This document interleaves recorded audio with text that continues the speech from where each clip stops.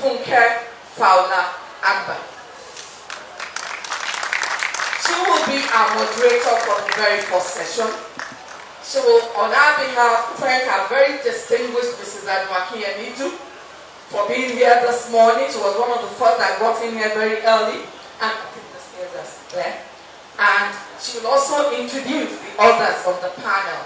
Gentlemen, and welcome to this wonderful session. Can you hear me? Yes, okay, wonderful. Welcome to this wonderful session. It's a really exciting time because when you have wisdom in the room, it's very scarce right now. I read something the other day that said technology is all over the place, but wisdom is very scarce. And it's really exciting that this morning, with us today, we have a wealth of wisdom. We have individuals that have gone ahead, and most importantly, they're still standing. They're standing after Ebola, they're standing after COVID, and I'm sure they've been through all kinds of tsunamis in making their school stand. So without further ado, I will call them individually in no order, and they can come and join us here, and we will start. Dr. Ogusan is running a little late, and I'm sure she'll join us shortly. So I'd like to start with Mrs. Oladuni Adeboye, who is the Director of Riverside Schools. Can you please come up, please? I think we can do better than that.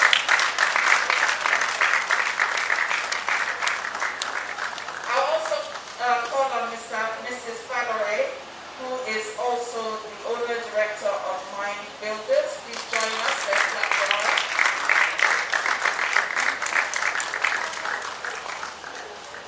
And definitely, last but not the least, because she does come with a wealth of experience, I would like to call on Mrs. Aduola Akinyekudu. Please welcome her. This is our first session, so we can do better than that.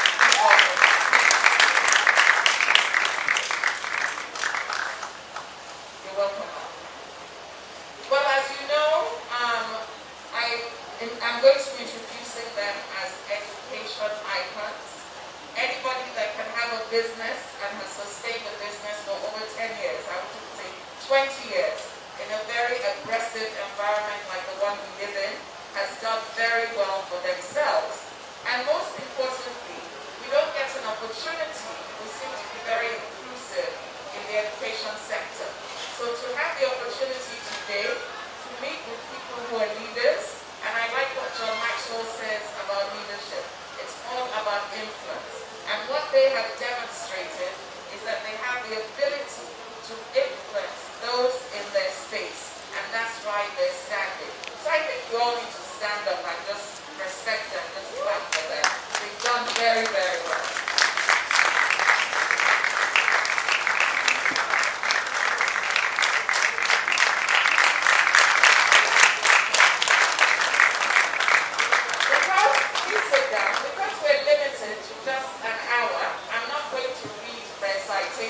Because if we do that, we'll be here all night. So instead, I'll be taking bits as we're going. But what I will do is I will ask them individually to just share their story and how they got into education and just a little bit about themselves. So I will start with Mrs. Oladuni Adeboye. Can you please start? I'm limiting you to just 2 minutes. Just have to education and a little bit about yourself.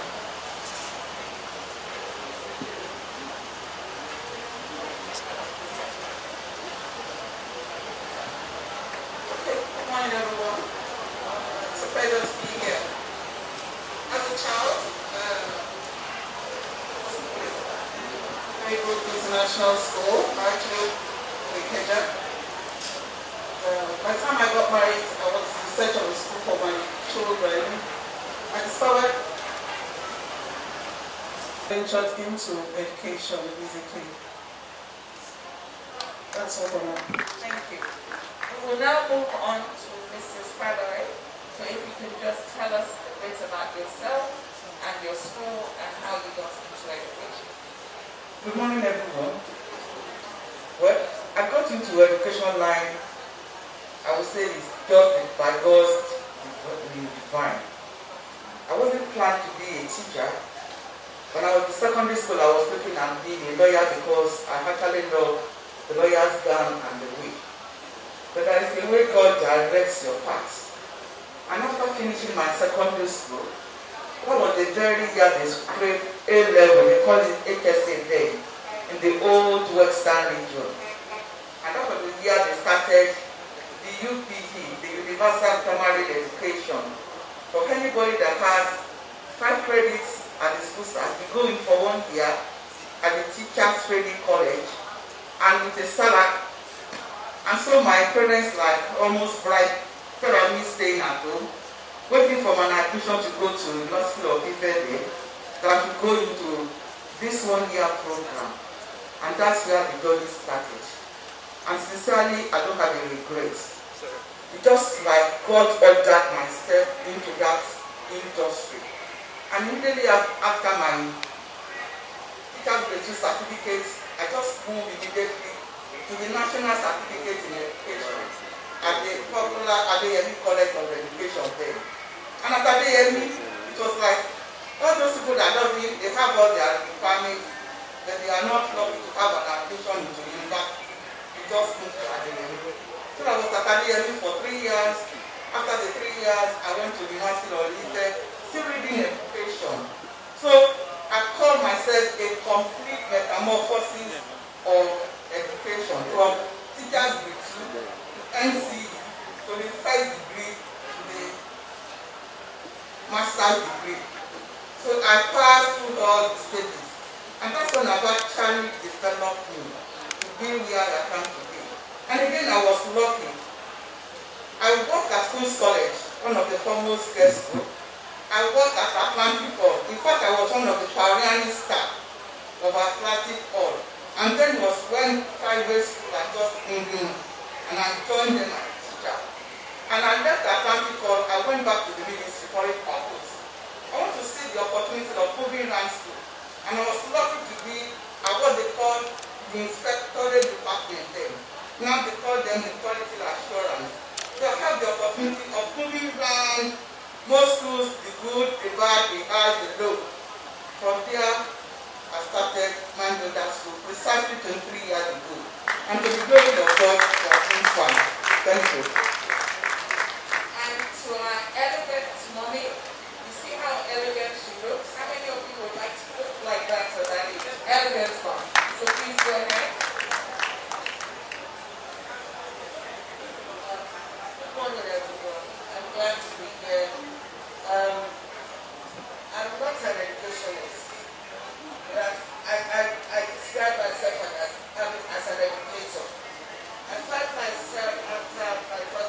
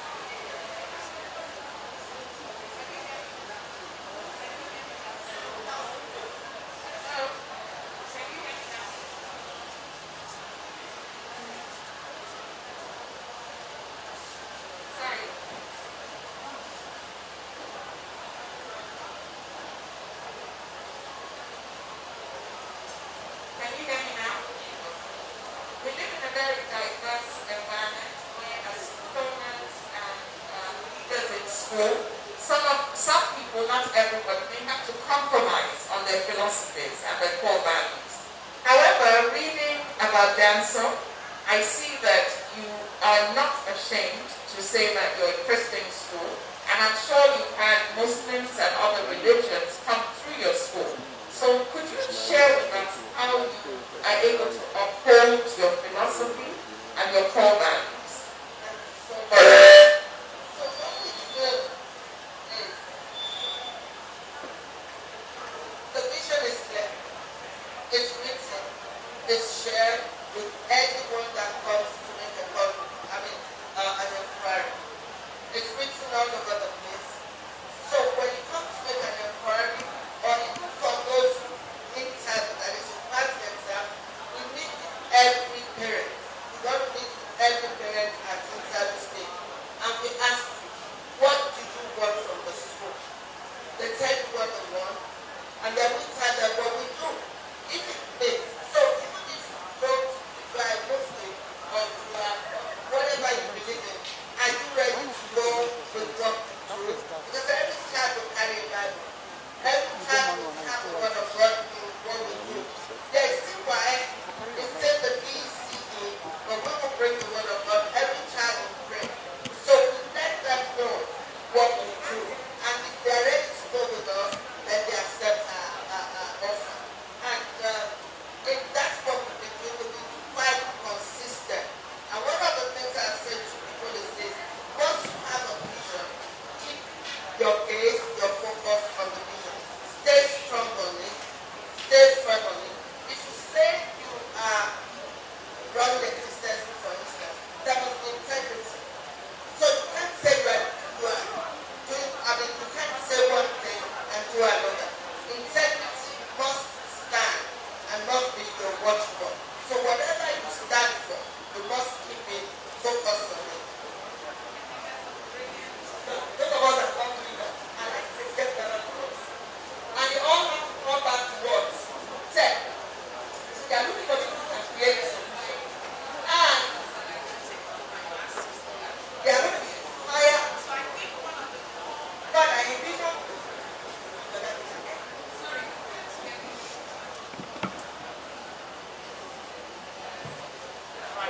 Good morning, everyone. My apologies for being late, but I had to be here to support my daughter, to support Mrs. Ogunju.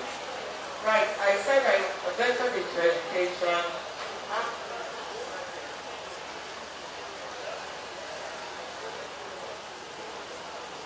After my postgraduate program, I wasn't sure because I'm a very shy person by nature. But I found myself, after my postgraduate program, being a lecturer at the university. So I stuck in that profession for about 10 years.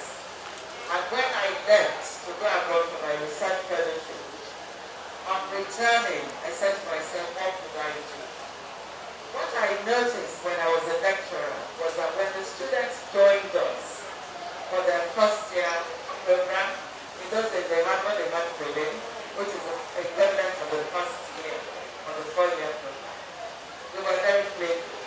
They just played, partied. I'm sure a lot of us remember our experiences as undergraduates. We just partied, played through the time.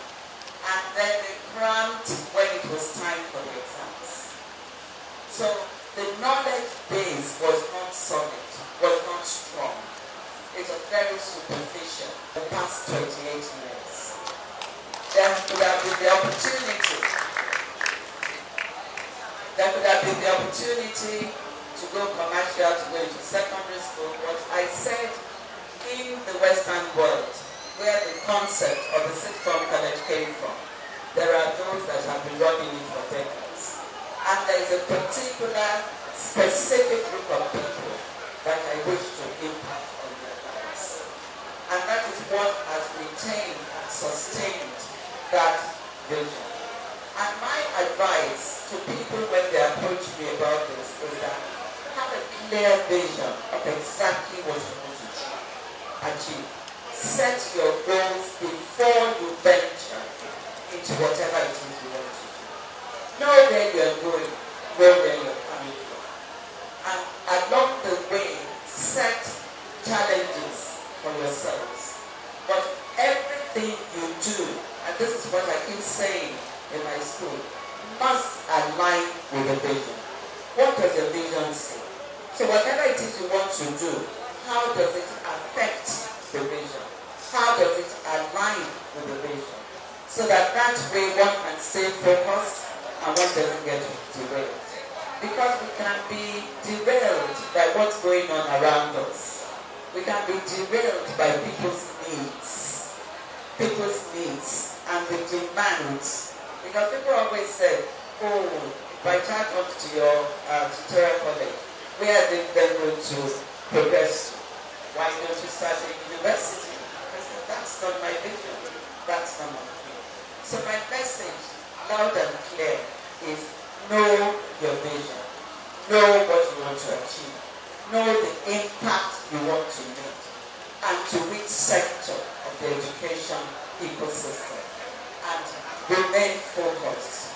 Don't be distracted or digress because of what's going on with other people and the successes they're achieving.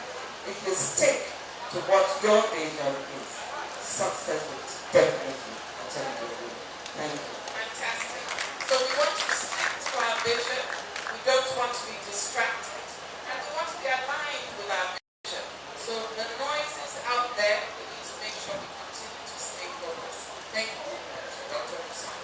So I would start again with Mrs. Adewale. As I know, you're probably part of the big people.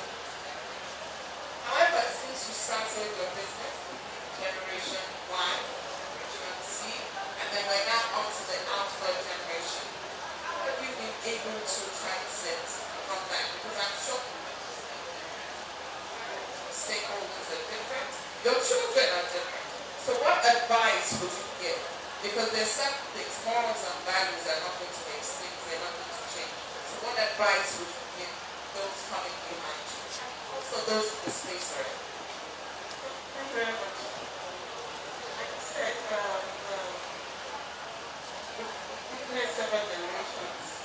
Yes, my sister, she just 13 years old. We've had several generations and different types of parents, different types of parenting methods. But my advice to school owners is this. Like Dr. Musa said, you need to keep your heart on vacation. You need to have your core values. And when you set your core values, everyone must know your core values. When parents come, they must know what you value as a school. And everything you do must align with the values. So you have a value of responsibility, you have one of respect. How does it show in the culture of the school? The culture is very, very important. Culture is something you can feel from the gate, you can smell it all over the place. The way you as a school owner carry yourself, the way you interact with your children, the way you interact with your staff, all should align with your culture and your core values. So that is how you be able to handle that. So we have a culture of respect, a culture of responsibility, we have of integrity, collaboration, and excellence. So every day, the children repeat these values. And so, in the classroom, they're able to uphold these values. And at the end of the day, of course, you have you're responsible, you're respectful, you have integrity, and you excel in everything you do. Definitely, it will impact on the quality of work that goes on in the classroom. And like I said, it's not limited just to the children, the teachers, and the parents. As a school, you need to have sessions with your parents. You need to have parenting seminars that where you emphasize these values. And then where you handle behavioral issues or issues that you feel are trending in the school. For example, this age, there's so much digital work going on in the classrooms. Children use these devices and they're exposed to so much material online. Some are healthy, some are unhealthy. Parents need to be informed. You need to speak to parents and the children, of course. You cannot assume that parents know what to do. Parenting is a very huge task. When we were growing up, I'd like to say parenting was a bit easier.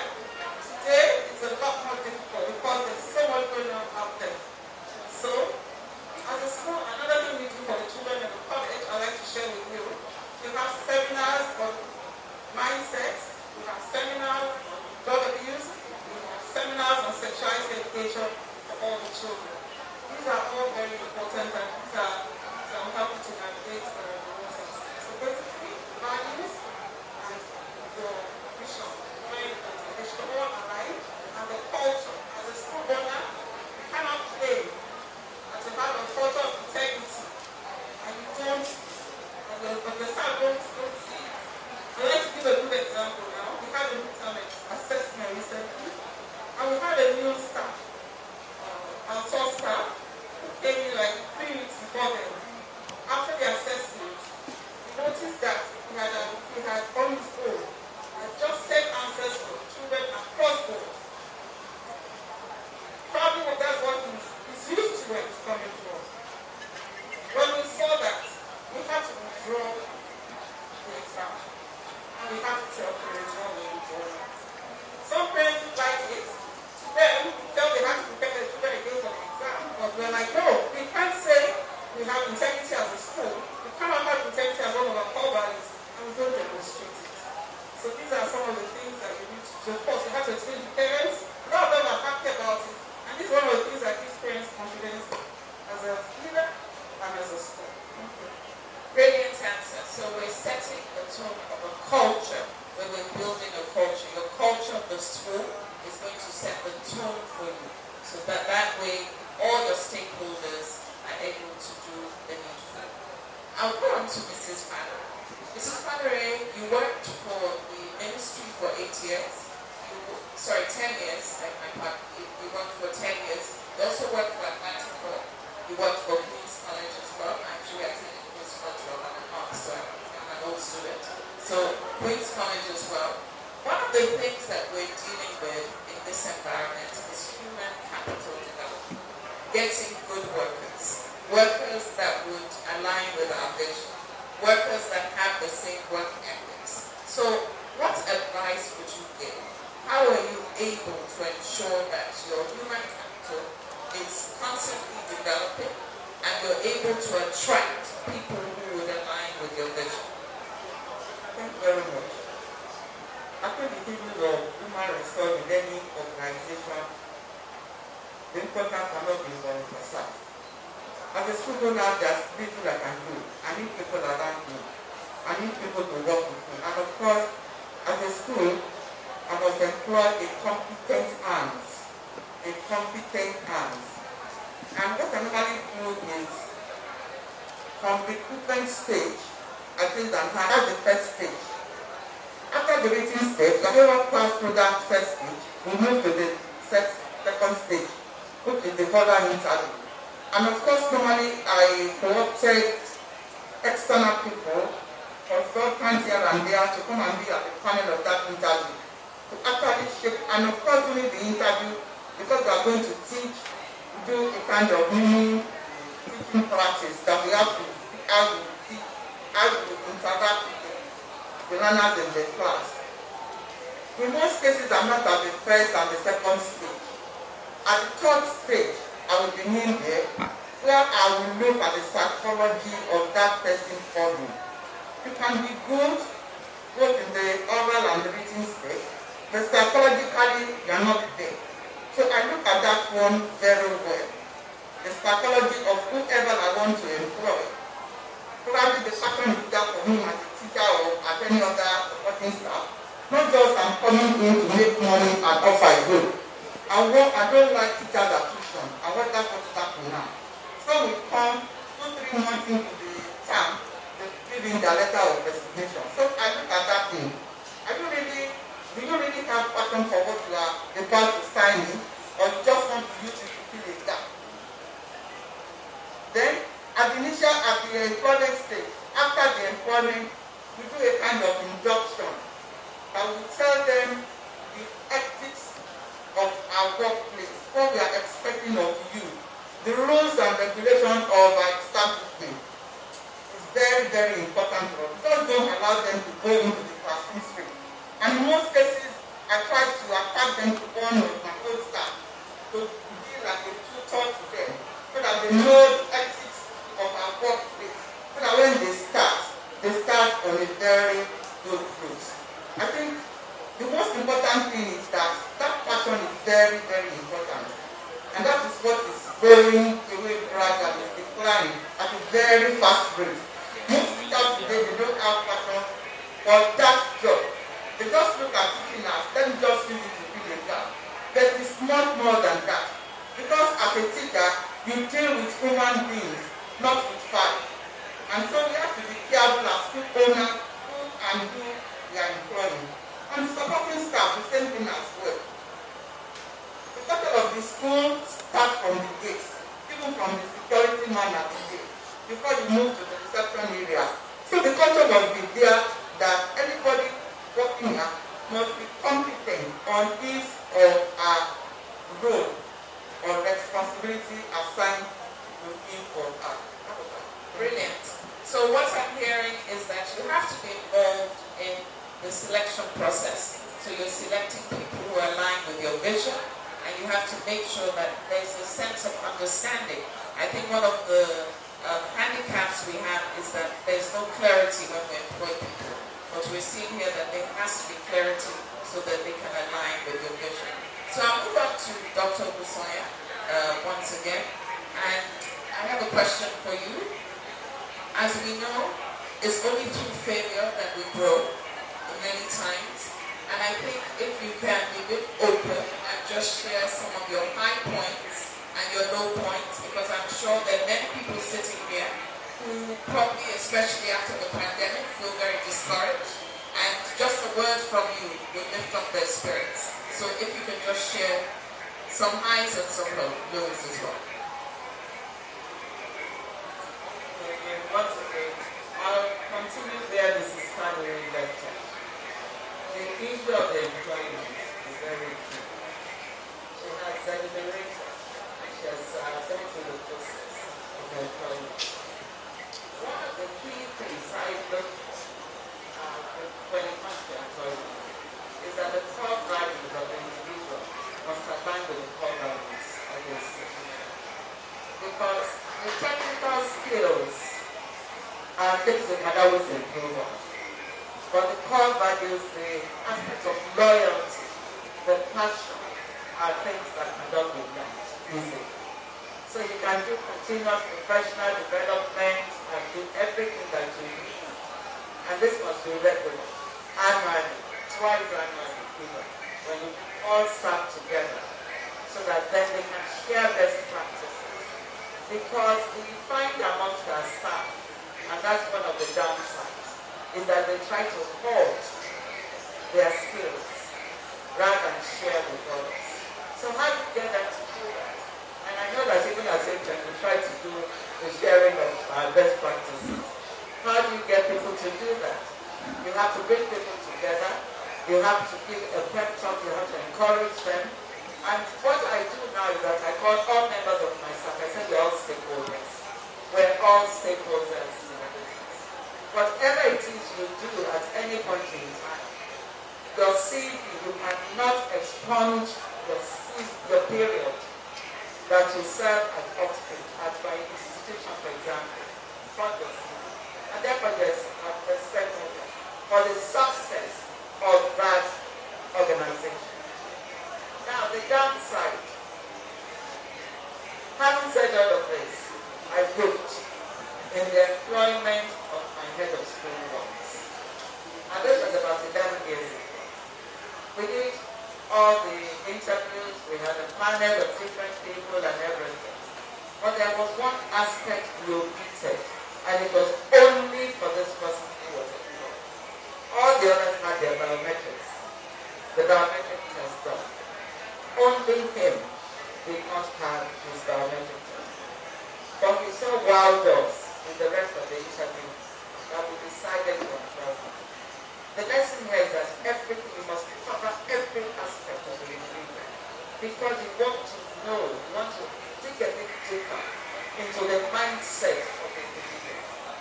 By the time he was employed, he came on board and wanted to craft his own title.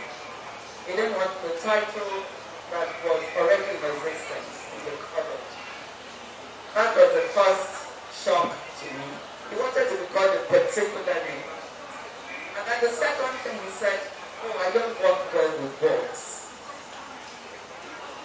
He said he does not work on well with boards, B-O-A-R-D, with the board of the institution. And who is the connection between the board and the institution? It's the head of school. So having made that mistake, it showed in a lot of the operations of the institution. Because there was that level, number one, of the arrogance, there was the level of the disconnect, and that then permeated into the whole of the system. In the dealings with the staff, in the interaction, the relationships within the school, and even the relationship with the external partners. So that was one downside, that was one area in which I wrote, and I learned my lesson the hard way.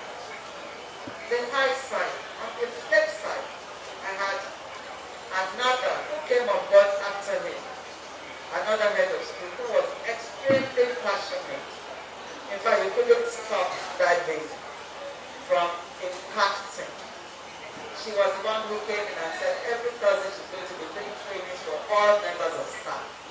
She was so passionate about improving every aspect of the college, from the human capital to the various programs we ran, to how the content of the program. So the passion is very key. It's the passion because the quality of any school is determined by the quality of the teachers, of the head of school, and eventually by the CEO of the family. So those two things, those were the two. I had a love with the guy, and I had an eye with the lady who even pushed beyond the boundaries of the job description. She was one who wanted to be the board chairman weekly to have meetings with her. We need those types of people in our system. We don't need those who be wallflowers. We don't need them because they are pretty and attractive. We don't need them because they are eloquent and can speak well. We need them because they are going to be impactful. She was the first one to organize a trip to America for the students. So, she taught the students, she taught the staff, she worked with the board.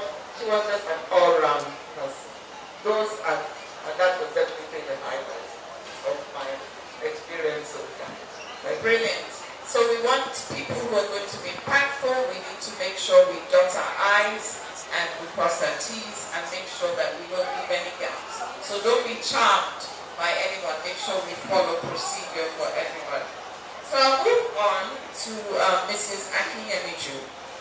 I understand, and I'm part of that. I remember when I came on board, we have a microwave aspect to our leadership. We tend to be traveling on the M19, and we tend to want to fight every battle. And I can remember I had a very difficult parent a few years ago, and something just said, let me have him talk to my mother. And he ended up apologizing, and I asked her, what did you do differently? She said, we're too much in a hurry. So I want you to share with those of us coming behind you, give us advice as to the fact that we may think that our management skills are very 21st century, but there's certain tools that we need so that we understand that we cannot be microwave in the way we do things. We have to go back to the southern way of cooking. Put in the thyme, put in the curry, let it simmer for a few hours, and make sure it comes out and it's all organic. So please share with us. Thank you so much. The two of us here and going forward, the baby boomers, over 70, and we look at us yesterday like Nika said, it was so interesting. In the few minutes I teach a lot and I learned a lot from you. He said something. There's a lot of tech going on, but you can't do without the wisdom. And we need the wisdom. There's this old song that, we are old, but we are walking gently. Don't say that we are too slow. It's because of age. Now, there's this wisdom, and like I said, I have teachers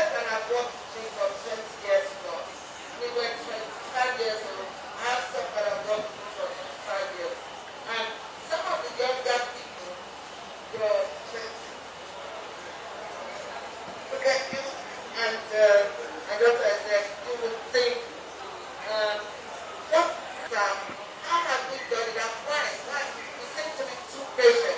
And you gave this example. The way we need to have a relationship with parents. They are your first customers. And some of them can be nasty. And so by the time I'm saying I'm sorry, that's parents. You don't think, you want to look at the paper, this is what the paper says. It's the relationship with parents is important. The next thing about staff, have a relationship. A lot of school owners, the younger school owners, many of the younger ones say, I'm not going to train my staff, they will go.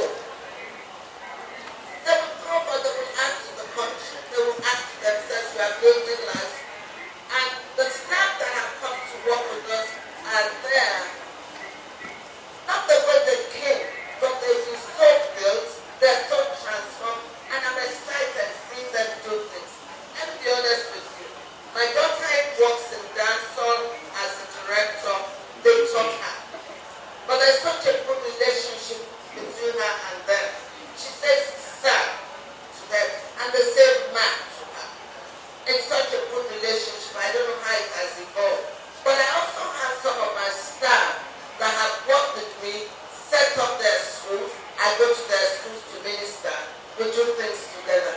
And we're replicating. And so I built them in such a way, one of them is here, I built them in such a way they can raise their heads. And so the children they are raising in their school are not the children I'm raising. So we're doing, maybe replicating the vision.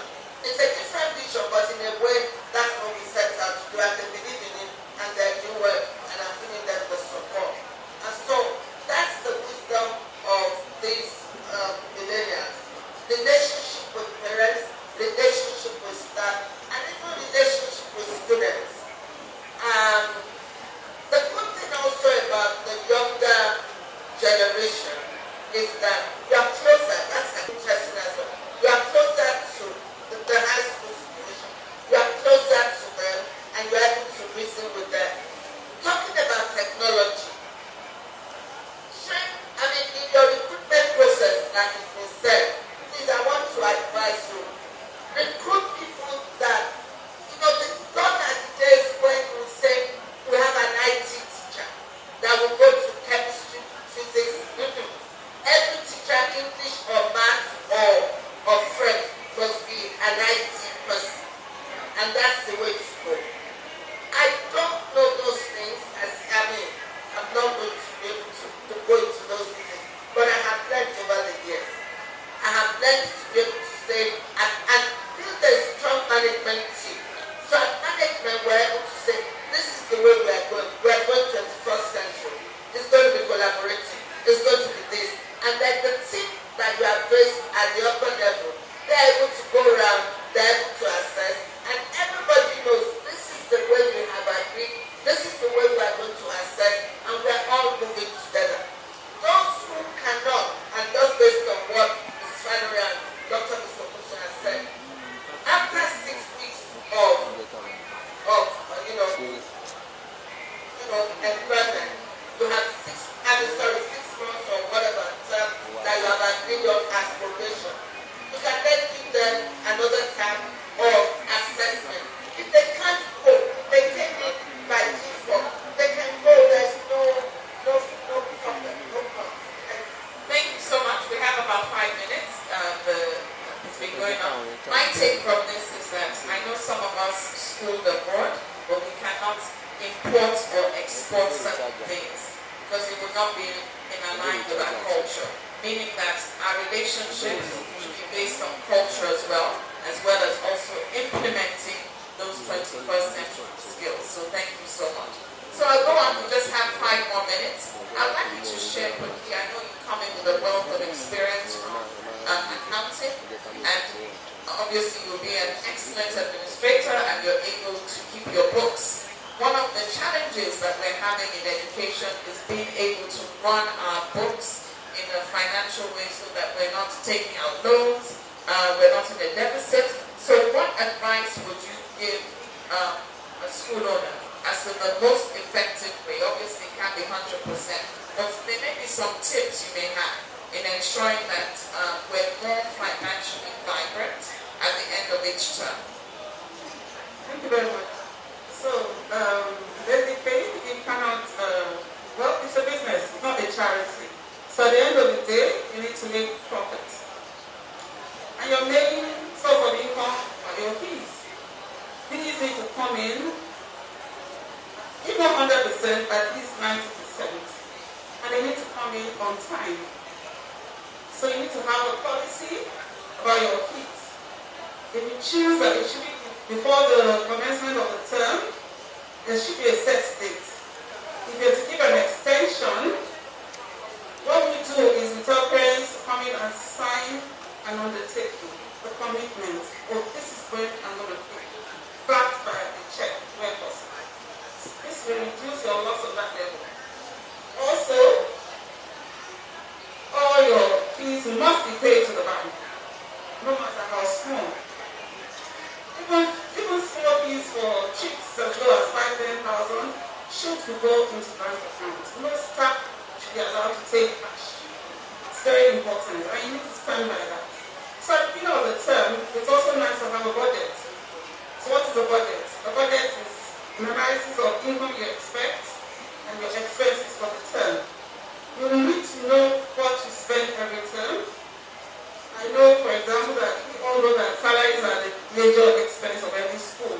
Your running costs, your overhead, electricity, diesel, stationery, and all the lights. You need to have an idea of what you spend every term. And you need to have a budget. The budget will show your expected income. You know how many children you have in your school. And then you should also have your expected expense. At what time should your income be lower than your expenditure? And you must always try to stay within your budget. It's very important. Extremely important. Now, I've attended so many seminars where they give some examples for people who are not accountants. So basically, I've heard things like, not more than 1/3 of your fees should go to salaries, 1/3 should go to running expenses, and then 1/3 should go into your income. So it's not past history. It's just a way to help you. At the end of the day, you need to have a financial consultant. Not necessarily a full-time accountant, but you need to have someone who comes in once in a while to look at your books. A lot of losses occur because we are not blocking gaps. There need to be controls. Everyone should be buying something. When you order books, you need to make sure you're ordering what you need. I hope I'm clear. Yes. Thank you so much. So we'll end with Mrs. Mallory, and then we'll conclude, because I keep seeing the time.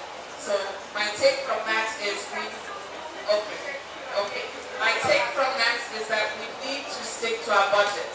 So school owners, pay yourselves a salary and make sure you stick to your budget so that you don't exceed your budget.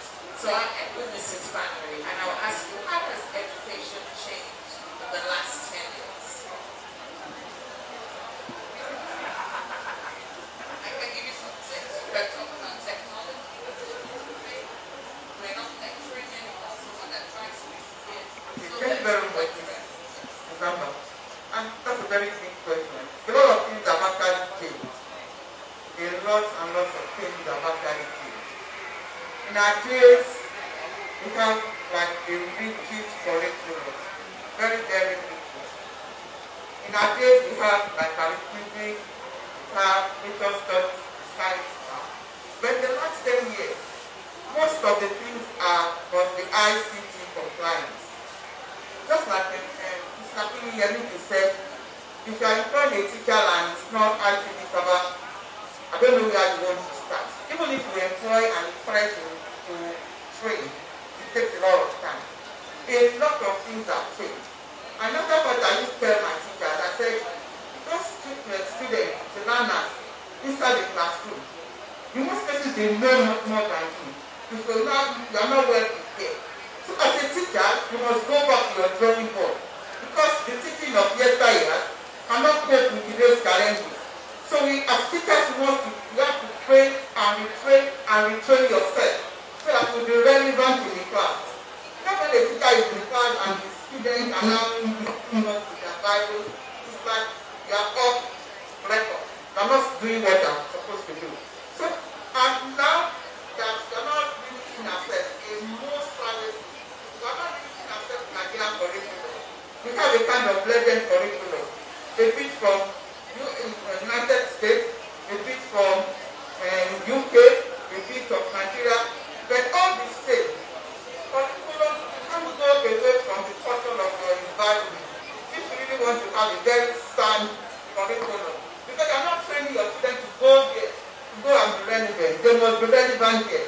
So you have to tell your teachers, you have to be above board when it comes to curriculum, so that you can do justice to all those things that you try to incorporate into your curriculum, so that you can be above board. And again, what standards private school, public school, is this blended curriculum.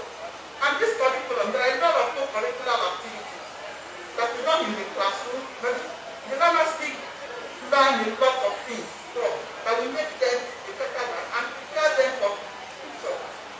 That the life skills, that in the nursing now, look at the practical aspect. It is the Montessori method of teaching. But I do adopt it, even though I'm not a Montessorian school, but I like that aspect, the practical life aspect of the Montessori teaching of not how you learn a child of 3-4 years to work in their child, to be able to lay settle themselves, to be able to do little things, instead of just living there. But then, we are not taught in our own ways, but that's why I say training and retraining and retraining for you to be a better person matters a lot. Thank you. Thank you. So my take from that is we need to be life learners, because some of us are still stuck in a decade back. So it's important. You have seen from all our guests today, they have transitioned very comfortably into all aspects of the new aspect of education, and they're quite comfortable in the education space. Been there for 20 years, for 25 years, and Mrs. Valerie also for 20 years. They must be doing something. They must be doing something, and that is what we must find out. We are going to give you. When she said it, I'm so glad that I could prepare this for you. It's as if we were, we were getting ready for what we were going to say. Because this thing was just done last night, day before. I just got off, scribbled it to my bedroom, sent it to my people in the office, and they got it ready.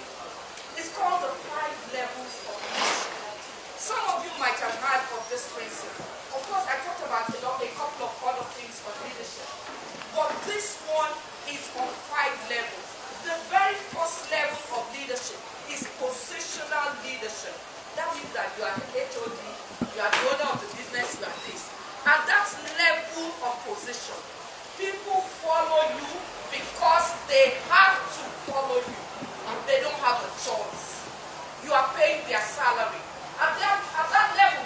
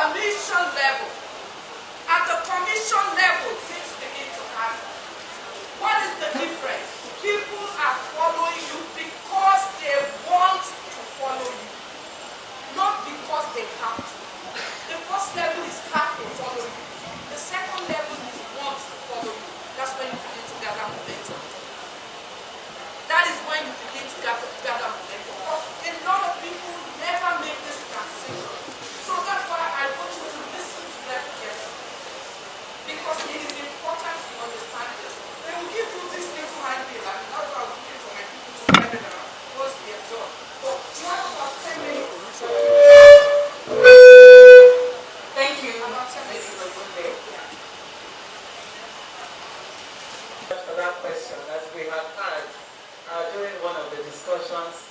Parents are major clients, are major stakeholders. We need to have fantastic relationships with them. And therefore, if for any reason, some of the parents, and it's not always that they share our core values and align with our beliefs, but what we do is organize a lot of webinars also.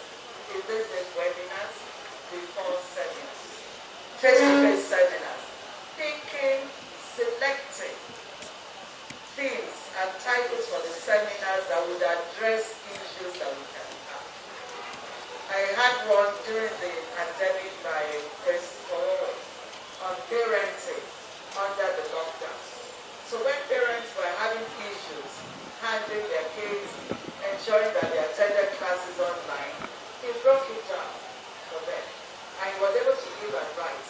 And a lot of parents continued with it. So having those conversations are very key. Because no two individuals, your fingers are not even equal. No two individuals are equal. Parents are not equal.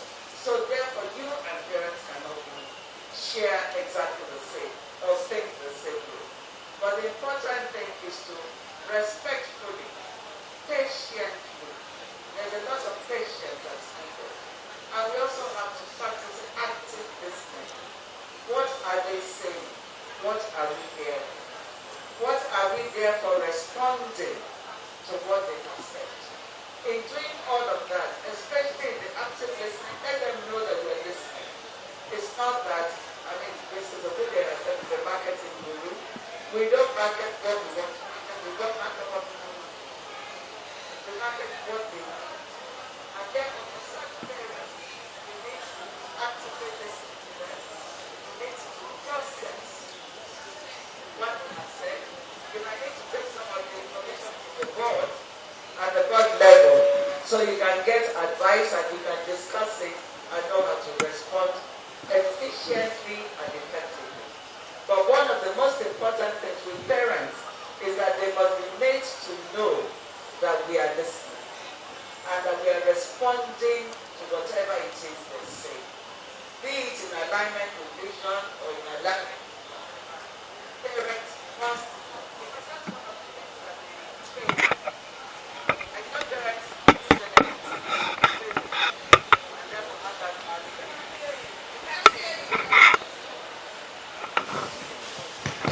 Yes, and therefore have that arrogant feeling towards that the school is probable and it's not their hands.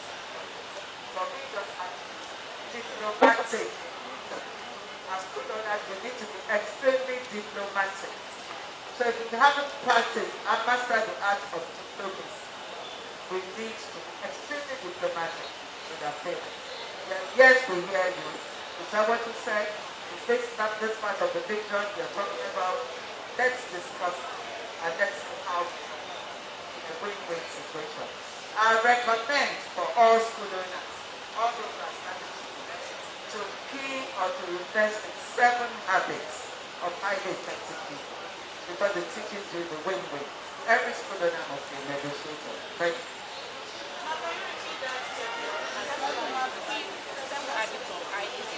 7 habits of highly effective people by Steve Covey.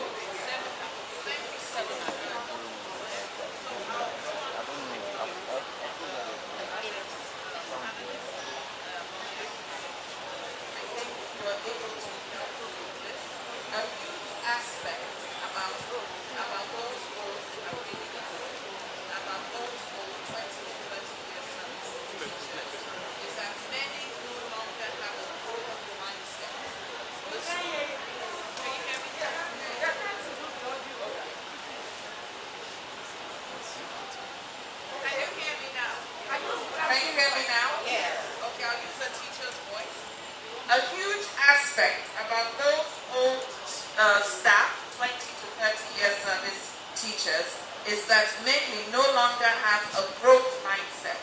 The school forces them and they seem there for their personal reasons. A lot struggled during the pandemic. My daughter's school has them and they're not exactly exciting, particularly during the pandemic. trained, but there is simply a missing element, especially when dealing with Generation Z kids. Your thoughts, please. That's a very good point to raise, because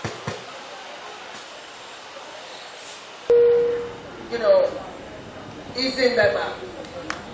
There's a way you're going to ease them up.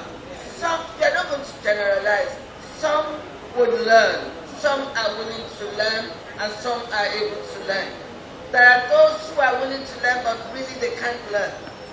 So again, you have a discussion with them, and please, let's put in place a retirement plan, so that by the time they're leaving, they know they're taking something. in this country where school owners are able to collaborate about collection of fees. So you see people who are actually capitalizing on that. They pull their child out of one school, they go to another school. If we had an arrangement whereby you have to get a certificate of release from an old school before going into a new school, it could work. But your fees must come in. If you do not collect your fees, you cannot run the school. If you're not running your school profitably, those parents won't even come to you in the first place. So what you need to put in place is a policy. It needs to be written, it needs to be available. When you're signing on a new child, thank God this is the end of the session. So if you don't have it, it could be a prerequisite that everyone needs to have access to it at the beginning of the coming session. It's not about being difficult, it's not about not showing empathy. The only way you can show empathy is they fill a payment plan and they make a commitment.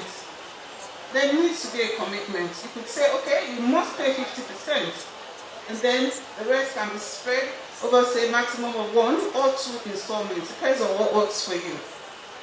I hope that question has been answered. Thank you. We'll take the last question and then conclude. Okay, Montessori. Okay, the question about Montessori. Well, to be frank with you, it's really difficult to get Montessori trained, certified teachers.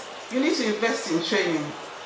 You need to invest in training. And there's so many outfits out there that train, offer Montessori training. You could also get a consultant who will come in and train your staff. In my school, I'm a certified Montessorian. I have a couple of Montessori trained teachers and teaching assistants. Okay? They do not necessarily all have to be teachers. You could have Montessori assistants, teaching assistants who you've taken through the process of using the materials. They understand what the materials are all about. And we always use our August break to have refresher training. So when we have people who are coming maybe during the year, they join these trainings. So it's really difficult to get Montessori trainers. You have to pay through your nose. Montessori certified teachers are actually quite expensive. And even in practicing Montessori in the classroom, it's quite expensive too. The materials are expensive. And the Montessori curriculum is actually like they're supposed to have a teacher to like 5 or 6 children. That's difficult. But because the method, Maria herself says you must adapt to your environment. So you need to adapt to your environment. So whatever works for you. I hope that question is answered. Thank you. We'll take the last question and then we'll conclude. So, Mrs. Calorie, do you believe that every school should have a PTA? I know where time comes. Yes. You cannot overflow that point. Dr. Tina said something about these parents are our customer. And we need them. And like you said, our parents are very important. We need them. And you said something, it's setting up a parents teachers forum, and not PTA now. I will call you a parents teachers forum, not an association. When it is a forum, you come together to deliberate on matters relating to the children. And there's nothing that is binding you. It's just like an advisory board. It's for you to take it or not to take it, because the vision of the school actually belongs to you. And so they're supposed to work along with you. But enough said and done, they can be very influential. And if you manage them with wisdom, you are likely to enjoy them, and they do a lot of things for the school. Like you said, that wisdom is the principal thing. You must use wisdom in carrying the PTA, especially the executive. They can be very useful to the school if you manage them with wisdom. But their importance is very, very important because they are our principal customer. One parent can disorganize the whole school if care is not taken. And a single parent can take all your parents to another school if care is not taken. So you must manage them with that wisdom. And you must be friendly with them at all times. Whether they are wrong, whether they are correct, be their friend. You must be friendly with them. That is very important. So the issue of PTA, I'm not really in support. The parent, teachers, sorrow. Nothing is dividing you when it comes to that. I think I've answered that one. Yes, thank you. Thank you so much. So on behalf of TOSSE, I would like to thank all our panelists, Dr. Olufemi Ogunsoya, Mrs. Oladuni Adewi, Mrs. Aduola Akinyemiju, and Mrs. Valerie. You have said it all. But I want to conclude with this quote from John Adams. I think that rounds up the leadership of today and the wealth of leadership they all have. And he says, if your actions inspire others to dream more, learn more, to be more, and become more, you are a leader. And I think they have demonstrated what John Adams said. They continue to aspire, they continue to make dreams happen, and most importantly, they're influential in changing the lives of those that have worked and continue to work with them. So I want us to all stand up and just appreciate them and thank them for being part of the opening ceremony today. All your words of wisdom, I have certainly learned something. Thank you about the PTA and the PTF. It's given me something to think about. Thank you so much, and God bless you all. Thank you.